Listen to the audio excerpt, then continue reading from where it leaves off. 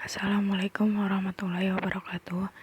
Saya Ayasa dari kelas 11 MIPA 3 ingin menjelaskan tentang transportasi sel. Transportasi ini terjadi pada membran sel. Sebelumnya, pengertian membran sel. Apa sih membran sel itu? Membran sel adalah membran semi permeabel pada sebuah sel yang mengelilingi dan membungkus isi sitoplasma dan nukleoplasma.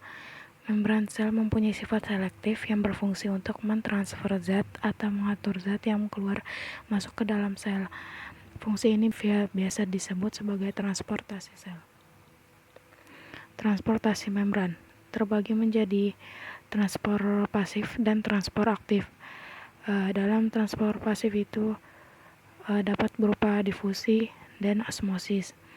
Difusi terbagi lagi, yaitu ada difusi sederhana dan difusi terfasilitasi. Transport aktif dapat berupa endositosis dan eksositosis. Endositosis itu dibagi lagi menjadi pinositosis dan fagositosis. Transport pasif merupakan sistem transportasi sel yang tidak menggunakan energi secara langsung dan spontan, konsentrasi tinggi ke rendah.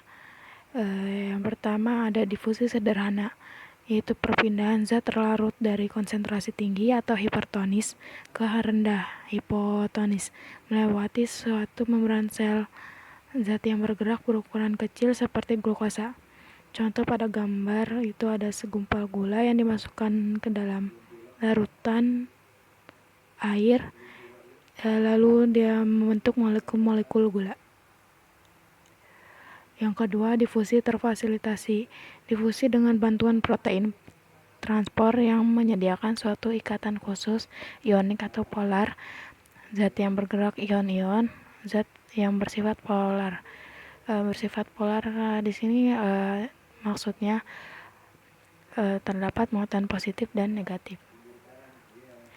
Yang ketiga, osmosis, yaitu difusi air atau perpindahan air melalui membran semi permeabel dari larutan hipotonis kaya air rendah zat terlarut ke larutan hipertonis rendah air kaya zat terlarut. Contohnya seperti bisa dilihat pada gambar di sini.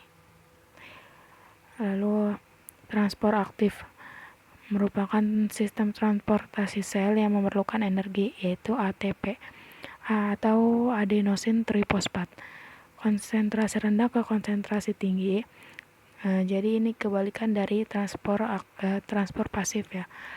Terus terjadi pemompaan melalui membran melawan gradien konsentrasi, fungsinya memelihara keseimbangan sel.